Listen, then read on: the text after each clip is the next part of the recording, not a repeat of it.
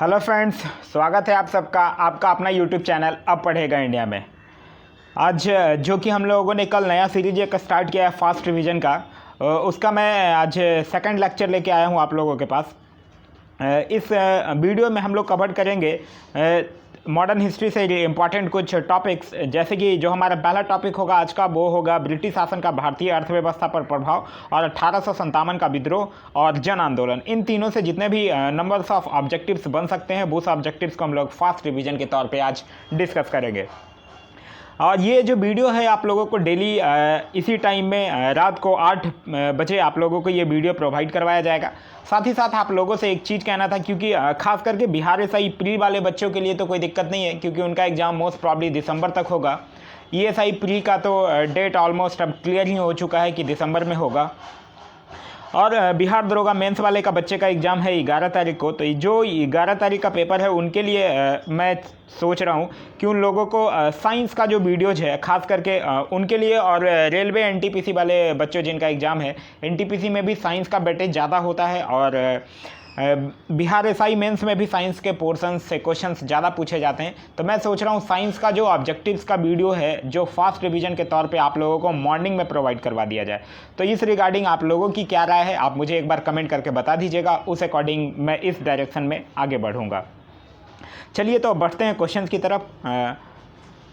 जो हमारा आज का पहला टॉपिक है वो ये कह रहा है ब्रिटिश शासन का भारतीय अर्थव्यवस्था पर प्रभाव। से पहले देखते हैं क्वेश्चंस को। आज का जो हमारा पहला क्वेश्चन है वो ये कह रहा है किस गवर्नर जनरल ने भारत में अस्थायी भू राजस्व व्यवस्था स्थापित की थी। तो इस क्वेश्चन का सही आंसर होगा option number C, Lord Cornwallis ने किया था। नेक्स्ट क्वेश्चन है क्वेश्चन नंबर सेकंड, कह रहा है बिहार में परमानेंट सेटलमेंट लागू करने का कारण क्या था। तो बिहार में परमानेंट सेटलमेंट लागू करने का मेन कारण था कि जमींदारों के लिए जमीन पर वंश परंपरागत अधिकार को स्वेच्छा से हस्तांतरित करने का अधिकार। क्वेश्चन नंबर थर्ड कह रहा है अंग्रेज ने रैयतवाड़ी बंदोबस्त कहाँ लागू किया था। तो अंग्रेजों ने रैयतवाड़ी बंदोबस्त जो है वो मद्रास और बम्बई प्रेसिडेंसी में लागू किया था। तो इस क्वेश्चन का सही आंसर है option number D. Question number 4 कह रहा है ब्रिटिश व्यवस्था में रैयतवाड़ी भू राजस्व संग्रह प्रचलित थी। तो ये दक्षिणी भारत में मेन रूप से प्रचलित था। तो इस क्वेश्चन का सही आंसर होगा option number D. Question number 5 कह रहा है भारत के उपनिवेशी शासनकाल में होम चार्जेज भारत से संपत्ति दोहन का महत्वपूर्ण अंग था। निम्नलिखित में से कौन सी निधि या निधियां होम चार्जेज की संघटक नहीं थी, संघटक थी यहाँ पूछ रहा है। तो देखिए पहला था लंदन में इंडिया ऑफिस के भरण पोषण के लिए प्रयोग में लाई जाने वाली निधि। हाँ बिल्कुल था ये। उसके बाद अगर हम बात करते हैं दूसरे के भारत में कार्यरत अंग्रेज कर्मचारियों के वेतन तथा पेंशन देने हेतु प्रयोग में लाने जाने वाली निधि, ये भी था। फिर भारत के बाहर हुए युद्धों को लड़ने में अंग्रेजों द्वारा प्रयोग में लाई जाने वाली निधि, ये नहीं था। तो इस क्वेश्चन का सही आंसर हो जाएगा ऑप्शन नंबर 1 और 2 दोनों। नेक्स्ट क्वेश्चन है हमारा क्वेश्चन नंबर 6। क्वेश्चन नंबर 6 कह रहा है लॉर्ड कॉर्नवालिस का अस्थायी बंदोबस्त लागू किया गया था। तो लॉर्ड कॉर्नवालिस जो था वो अस्थायी बंदोबस्त लागू किया था 1793 में। तो इस क्वेश्चन का सही आंसर होगा option number D 1793। Question number 7 कह रहा है निम्नलिखित में से कौन भारत में उपनिवेशवाद के आर्थिक आलोचक थे। तो अगर उपनिवेशवाद के आर्थिक आलोचक के रूप में आप देखिएगा तो दादा भाई नौरोजी भी थे, जी सुब्रमण्यम अय्यर भी थे और आरसी दत्त भी थे। तो इस क्वेश्चन का जो सही आंसर होगा वो हो जाएगा ऑप्शन नंबर डी 1, 2 और 3 तीनों। क्वेश्चन नंबर 8 कह रहा है रैयतवाड़ी बंदोबस्त के संदर्भ में निम्नलिखित कथनों पर विचार कीजिए। पहला कह रहा है कि किसानों द्वारा लगान सीधे सरकार को दिया जाता था, सरकार रैयत के पट्टे देती थी, यह भी सही है। कर लगाने के पूर्व भूमि का सर्वेक्षण और मूल्य निर्धारण किया जाता था, तो यह भी बिल्कुल सही है। तो इस क्वेश्चन का सही आंसर हो जाएगा ऑप्शन नंबर सी 1, 2 और 3। क्वेश्चन नंबर 9 कह रहा है शब्द इंपीरियल प्रेफरेंस का प्रयोग किया जाता था। तो इंपीरियल प्रेफरेंस का प्रयोग किया जाता था कि जब भारत में जो ब्रिटिश आयात आती थी उस पर विशेष करके रियायत दिया जाता था, उसके लिए इंपीरियल प्रेफरेंस का प्रयोग किया जाता था। तो इस क्वेश्चन का सही आंसर होगा ऑप्शन नंबर ए। क्वेश्चन नंबर 10 कह रहा है भारत में भारतीयों द्वारा 1881 में स्थापित हुआ तथा उनके प्रबंध में चलने वाला समिति देयता का प्रथम बैंक था। तो वो था अवध कॉमर्शियल बैंक। तो इस क्वेश्चन का सही आंसर है option number B. Property and the un British rule in India नामक पुस्तक किसने लिखा था। तो ये दादा भाई नौरोजी के द्वारा लिखी गई पुस्तक है। तो इस क्वेश्चन का सही आंसर है option number D. Question number 12 कह रहा है किसने यह विचार किया था कि भारत में ब्रिटिश आर्थिक नीति घिनौनी है। तो ब्रिटिश आर्थिक नीति जो घिनौनी है ये विचार था कार्ल मार्क्स का। तो इस क्वेश्चन का सही आंसर है option number C. Question number 13 कह रहा है ब्रिटिश शासन के दौरान भारत में उद्योगों का कोई स्वतंत्र विकास नहीं हुआ था, इसका कारण क्या था? तो इसका कारण ये था कि धनिक वर्ग जो थे वो भू संपत्ति में निवेश करने को तरजीह दिया जाना। तो इस क्वेश्चन है option number D. Question number 14 है असम में सर्वप्रथम चाय कंपनी की स्थापना कब हुई थी? तो ये 1839 में हुआ था। अभी भी असम में सबसे ज़्यादा चाय का उत्पादन किया जाता है। क्वेश्चन नंबर 15 कह रहा है निम्नलिखित कथनों पर विचार कीजिए। दादा भाई नौरोजी को भारतीय राष्ट्रीय आंदोलन का सर्वाधिक प्रभावी देन थी कि उन्होंने इस बात को अभिव्यक्त किया था कि ब्रिटेन भारत का आर्थिक शोषण कर रहा है। तो हाँ, ये बिल्कुल सही है। तो इस क्वेश्चन का सही आंसर हो जाएगा ऑप्शन नंबर ए, केवल एक। क्वेश्चन नंबर 16 कह रहा है सर टॉमस मुनरो भू राजस्व बंदोबस्त से संबंधित हैं। तो ये रैतबाड़ी बंदोबस्त से संबंधित है। तो इस क्वेश्चन का सही आंसर होगा option number C. Question number 17 कह रहा है इस ममारी बंदोबस्त किसने लागू किया था? तो ये लॉर्ड कॉर्नवालिस के द्वारा ही किया गया था। तो इस क्वेश्चन का सही आंसर है option number C. Question number 18 कह रहा है 1793 में लॉर्ड कॉर्नवालिस की भू व्यवस्था प्रणाली लागू होने के बाद कानूनी विवादों की प्रवृत्ति में बढ़ोतरी देखी गई है। निम्नलिखित प्रावधानों में से किस एक को समानता इसके कारक के रूप में जोड़कर देखा जा सकता है? तो देखिए, अगर हम बात करते हैं रैयत की तुलना में जमींदार की स्थिति को अधिक सशक्त बनाना, तो नहीं, ये नहीं था। ईस्ट इंडिया कंपनी को जमींदारों का अधिपति बनाना, ये भी नहीं हुआ था। न्यायिक पद्धति को अधिक कार्यकुशल बनाना, ये भी नहीं हुआ था। तो इस क्वेश्चन का सही आंसर हो जाएगा ऑप्शन नंबर डी। उपयुक्त ए, बी, सी कथनों में से कोई भी सही नहीं है। क्वेश्चन नंबर 19 कह रहा है दादा भाई नौरोजी द्वारा प्रतिपादित अपवाह सिद्धांत मतलब ड्रेन थ्योरी की सही परिभाषा नीचे में से किस कथन में आती है? तो ये आती है ऑप्शन नंबर बी से कि भारत की जो राष्ट्रीय संपदा का एक भाग अथवा कुल वार्षिक उत्पाद ब्रिटेन को निर्यात कर दिया जाता था, जिसके लिए भारत को कोई वास्तविक प्रतिफल नहीं मिलता था। क्वेश्चन नंबर 90 कह रहा है अंग्रेजों के शासनकाल में भारत के आर्थिक दोहन के सिद्धांत को किसने प्रतिपादित किया था? तो ये दादा भाई नौरोजी के द्वारा ही किया गया था। तो इस क्वेश्चन का सही आंसर है option number D. Question number 21 कह रहा है चिरस्थायी बंदोबस्त 1793 के अंतर्गत जमींदारों से अपेक्षा की गई थी कि वो खेतिहारों को पट्टा जारी करेंगे। अनेक जमींदारों ने पट्टा जारी नहीं किया था, इसका कारण क्या था? इसका कारण ये था कि जमींदारों के ऊपर कोई सरकारी नियंत्रण नहीं था।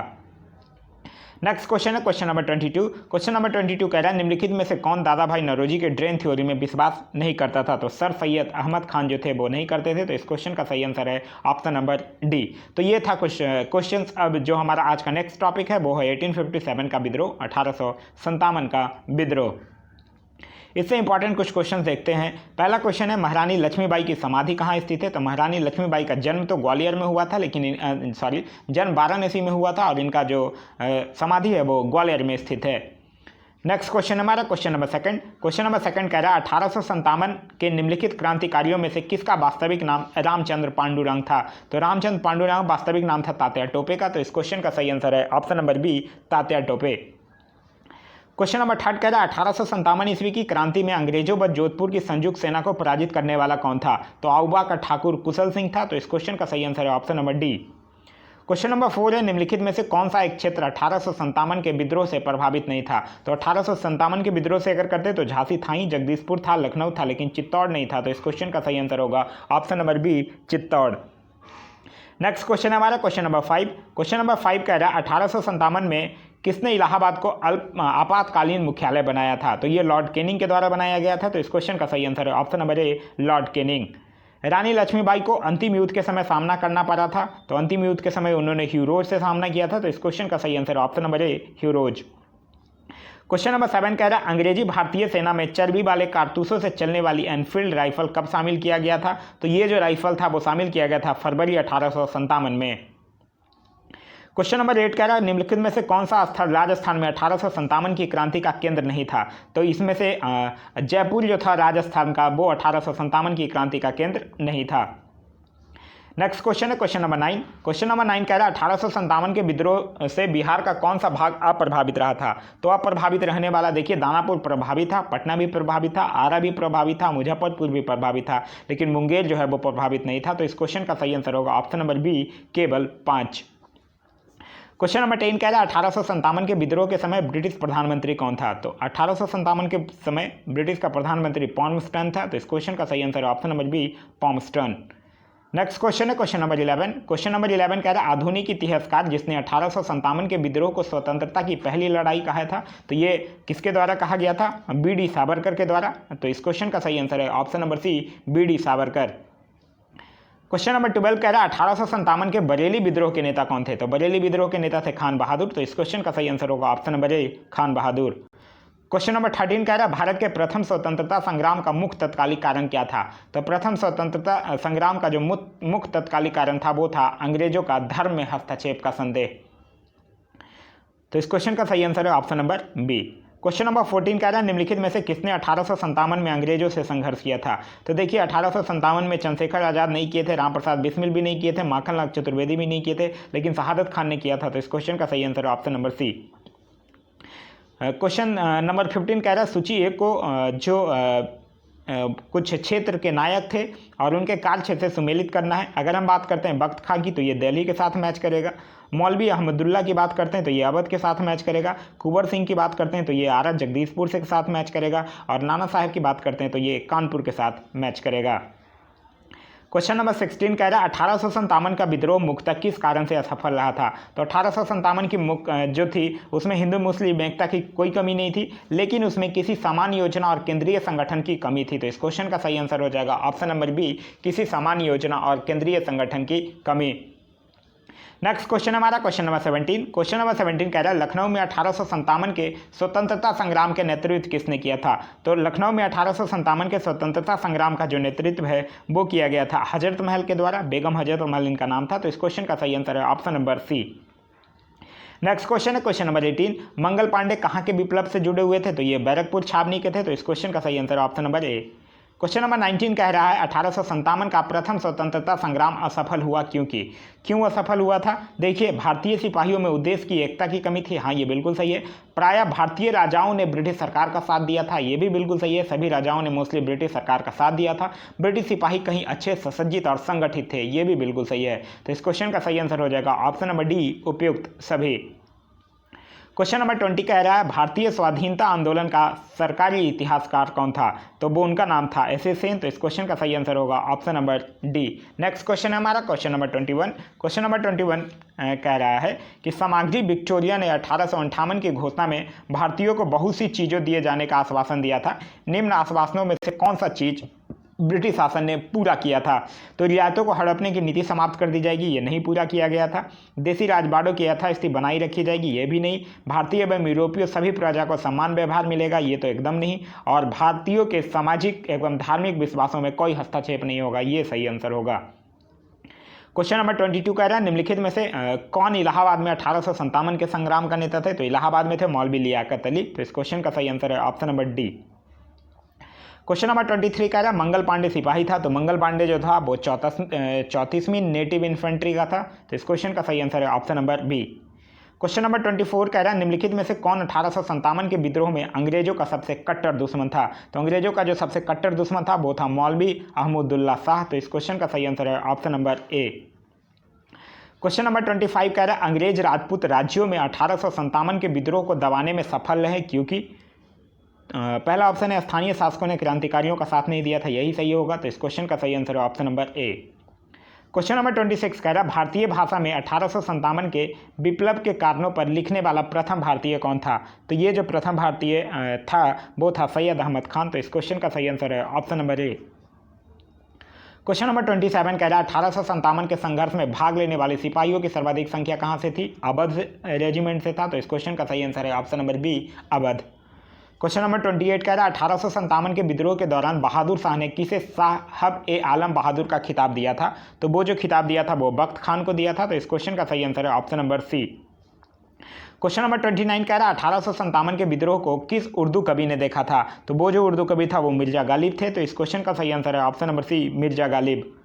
क्वेश्चन नंबर 30 कह रहा है निम्नलिखित में से कौन ब्रिटिश अधिकारियों ने लखनऊ में अपना जीवन खोया था? तो लखनऊ में अपना अगर हम जीवन खोने की बात करते हैं तो जनरल जॉन निकलसन ये नहीं था, जनरल नील हाँ ये खोया था, मेजर जनरल हैबॉक ये भी, और सर हेनरी लॉरेंस भी। तो इस क्वेश्चन का सही आंसर हो जाएगा ऑप्शन नंबर सी, 2, 3 और 4। क्वेश्चन नंबर 31 कह रहा है तथाकथित प्रथम राष्ट्रीय स्वतंत्रता संग्राम न प्रथम न राष्ट्रीय और न ही स्वतंत्रता संग्राम था, यह कथन किससे संबंध है? तो ये आर.सी. मजूमदार से है। तो इस क्वेश्चन का सही आंसर होगा ऑप्शन नंबर सी, ए। क्वेश्चन नंबर 32 कह रहा है नाना साहब का कमांडर इन चीफ कौन था? तो नाना साहब का जो कमांडर इन चीफ था तात्या टोपे। तो इस क्वेश्चन का सही आंसर है option number A Tatya Tope, sorry option number C में है तात्या टोपे। क्वेश्चन नंबर 33 कह रहा है 1857 के विद्रोह के विषय में निम्नलिखित कथनों में से कौन सा एक सही नहीं है? तो इस विद्रोह का हर जगह शिक्षित अभिजन भारतीय द्वारा पूरे हृदय से समर्थन किया गया था, यही गलत है क्योंकि शिक्षित वर्गों ने बहुत कम भाग लिया था इसमें। विद्रोह में भाग लेने वाले विविध तत्व उनके ब्रिटिश शासन के लिए घृणा के द्वारा एकजुट हुए, ये बिल्कुल सही है। विद्रोह में हिंदू मुस्लिम एकता की भूमिका को ब्रिटिश अधिकारियों समेत अनेक द्वारा माना गया, ये भी बिल्कुल सही है। विद्रोह दक्षिण भारत में नहीं फैला, ये भी बिल्कुल सही है। क्वेश्चन नंबर 34 कह रहा है सुप्रसिद्ध उर्दू शायर मिर्जा गालिब का मूल निवास कहाँ था? तो मूल निवास उनका दिल्ली था। तो इस क्वेश्चन का सही आंसर है option number B. Question number 35 कह रहा है विचार करने के लिए दो कथन दिए हुए। 1857 में प्रथम स्वतंत्रता संग्राम ब्रिटिश सरकार से स्वतंत्रता प्राप्त करने में असफल रहा था, ये बिल्कुल सही है। बहादुर शाह जफर के नेतृत्व को जन सहयोग नहीं मिला था और अधिकांश महत्वपूर्ण जो रियासतें थीं उनके शासक उनका साथ देने से कतरा गए थे, तो ये भी बिल्कुल सही है। और ये दोनों एक दूसरे का वर्णन भी है, स्पष्टीकरण भी है। तो इस क्वेश्चन का सही आंसर हो जाएगा ऑप्शन नंबर ए। क और का दोनों जो है वो सत्य है और का जो है वो क का सही स्पष्टीकरण है। क्वेश्चन नंबर 36 कह रहा है 1857 की क्रांति के बारे में निम्नलिखित में से कौन सी एक अवधारणा सही है? तो देखिए अगर हम बात करते हैं 1857 की क्रांति के बारे में तो इस क्वेश्चन का सही आंसर हो जाएगा ऑप्शन नंबर सी। इसने भारत में ईस्ट इंडिया कंपनी की शासन प्रणाली को मृतप्राय बना दिया था। क्वेश्चन नंबर 37 कह रहा है महारानी विक्टोरिया की उद्घोषणा 1858 का उद्देश्य क्या था?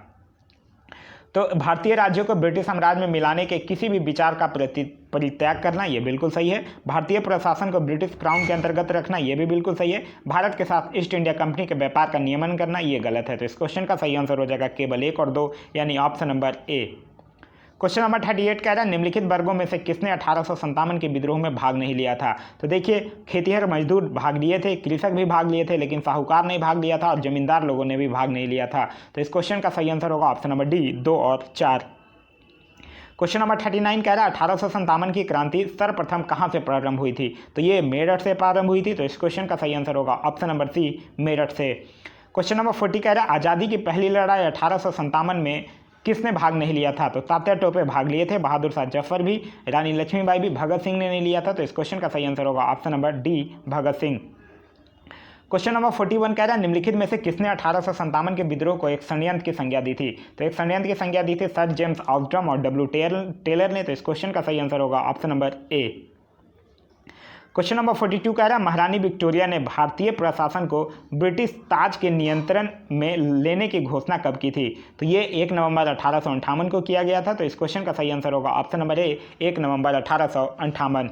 क्वेश्चन नंबर 43 कह रहा है वर्ष 1857 के विद्रोह के संदर्भ में निम्नलिखित में से किसे उसके मित्र ने धोखा दिया था तथा जिसे अंग्रेजों द्वारा बंदी बनाकर मार दिया गया था? तो ये तात्या टोपे को किया गया था। तो इस क्वेश्चन का सही आंसर होगा option number D Tatya Tope.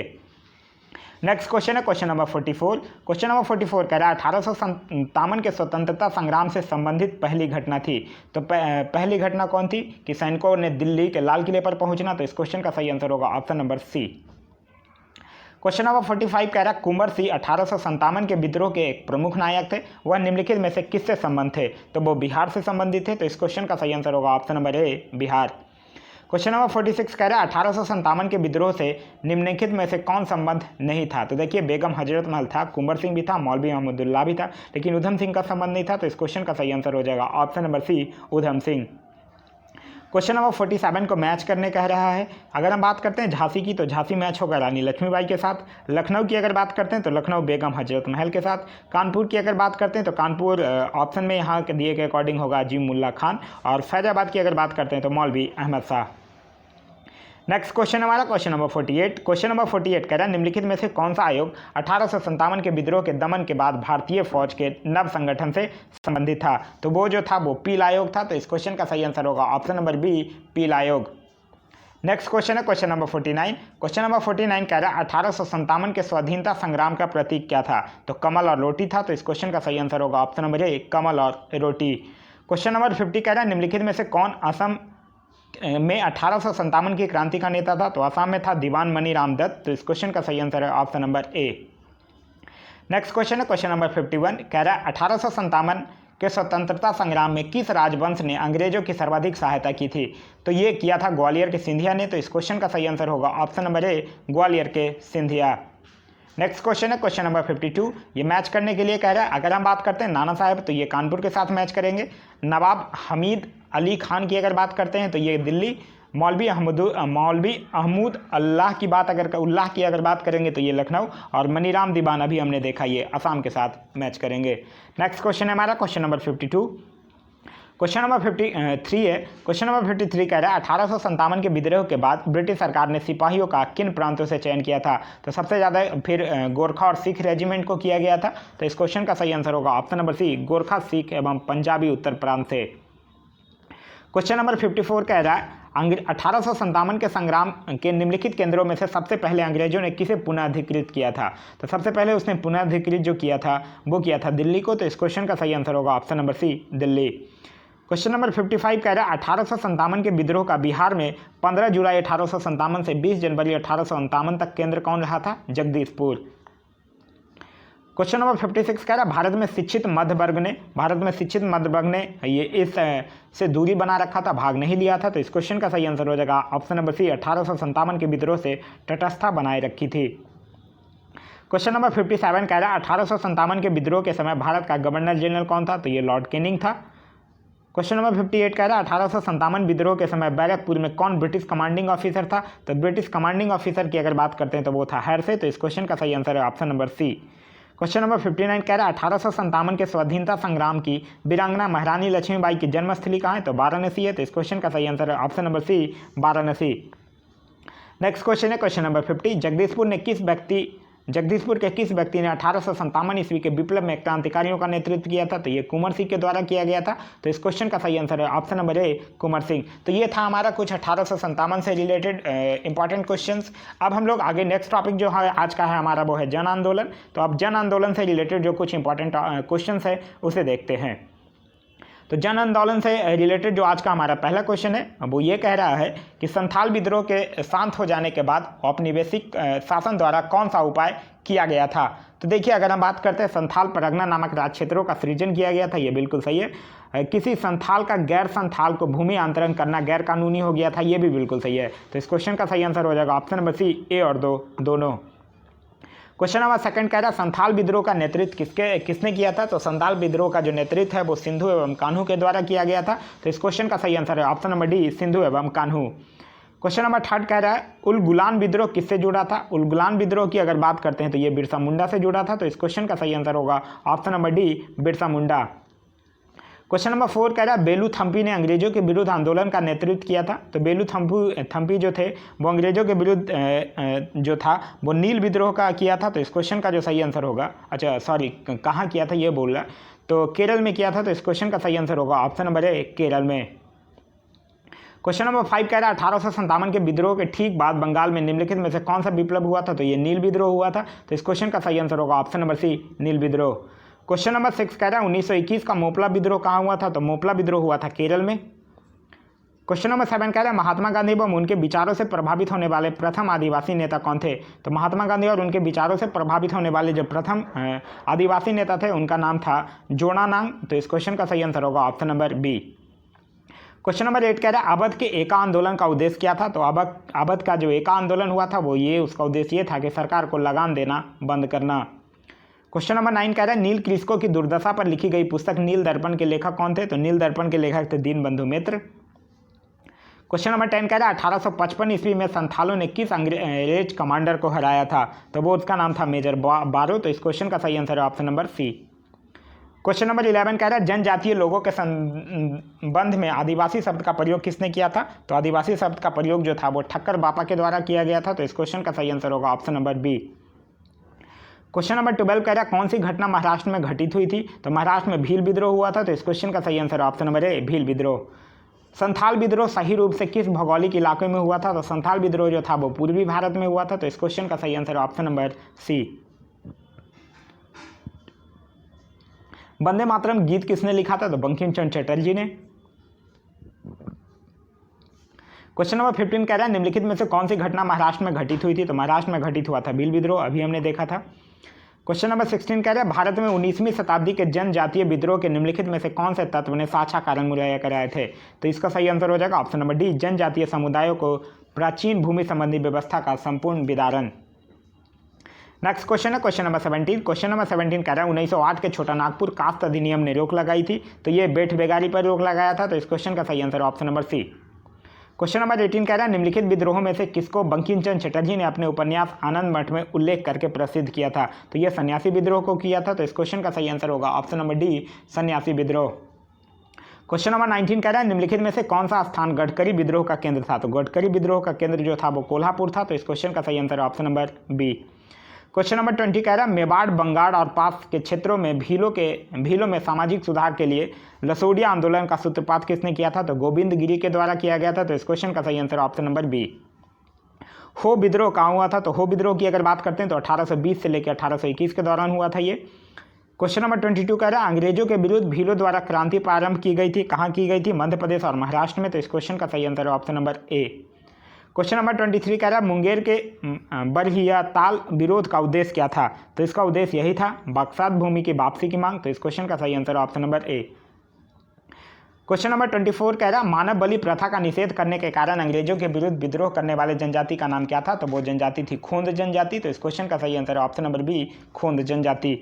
Question number 25 कह रहा है मुंडाओं ने विद्रोह खड़ा किया था, तो मुंडाओं जो विद्रोह था वो 1895 में था, तो इस क्वेश्चन का सही आंसर होगा ऑप्शन नंबर डी, 1895।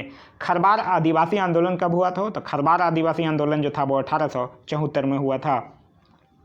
कह रहा है निम्नलिखित युग्मों में से कौन सा सुमेलित नहीं है, तो अगर बात करते हैं हम लोग तो नायक ताना भगत सुमेलित नहीं है, तो इस क्वेश्चन का सही आंसर हो जाएगा ऑप्शन नंबर डी। बाद बाकी मुंडा बिरसा, अहोम गोमतर कुबर और संथाल कान्हू ये सुमेलित है। क्वेश्चन नंबर 28 कह रहा 19वीं शताब्दी के दौरान होने वाली बहावी आंदोलन का मुख्य केंद्र कौन था, तो बहावी आंदोलन का मुख्य केंद्र था पटना, और ये जो बहावी पटना था, तो इस क्वेश्चन का सही आंसर होगा option number B, Patna.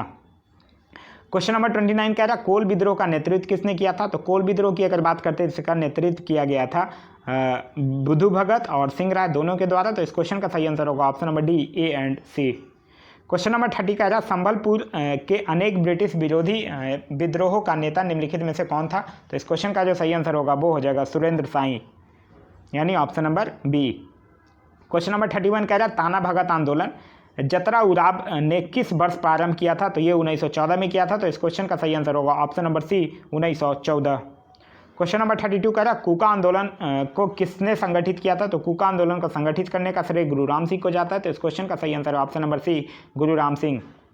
Question number 33 कह रहा कोल विद्रोह कहाँ हुआ था, तो कोल विद्रोह छोटा नागपुर, तो इस क्वेश्चन का सही answer option number D.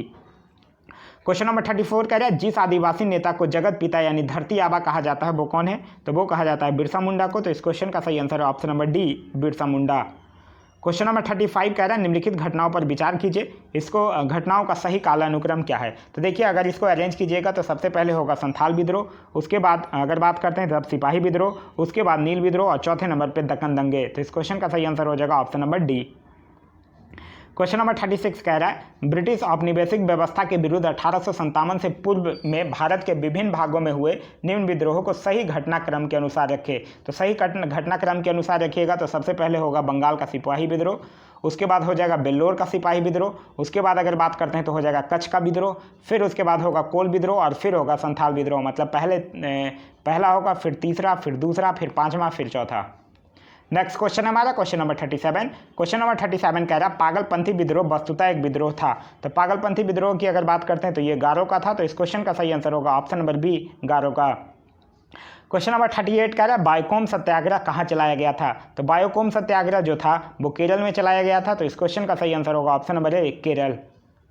Question number 39 match करने के लिए कह रहा है मोपला विद्रोह की अगर बात करते हैं तो ये केरल के साथ मैच करेगा, पवाना विद्रोह बंगाल के साथ मैच करेगा, एका आंदोलन की अगर बात करते हैं तो ये अवध के साथ मैच करेगा, और बिरसा मुंडा विद्रोह बिहार या जो कि अभी तत्कालीन झारखंड है।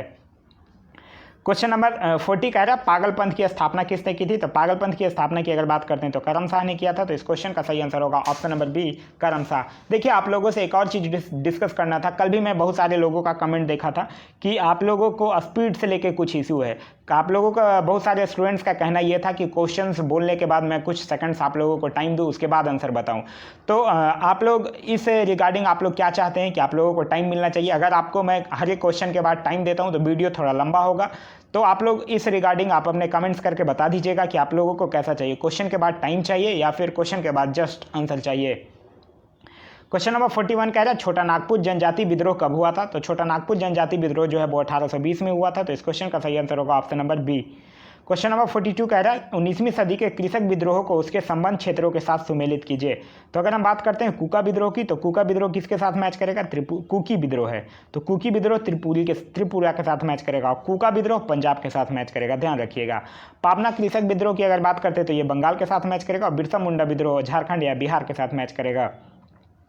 क्वेश्चन नंबर 43 कह रहा है निम्नलिखित कथनों पर विचार कीजिए। फैक्ट्रियां एक्ट 1881 उद्योगिक कामगारों की मजदूरी नियत करने के लिए कामगारों को मजदूर संघ बनाने देने की दृष्टि से पारित किया गया था। तो नहीं, ये बिल्कुल गलत है।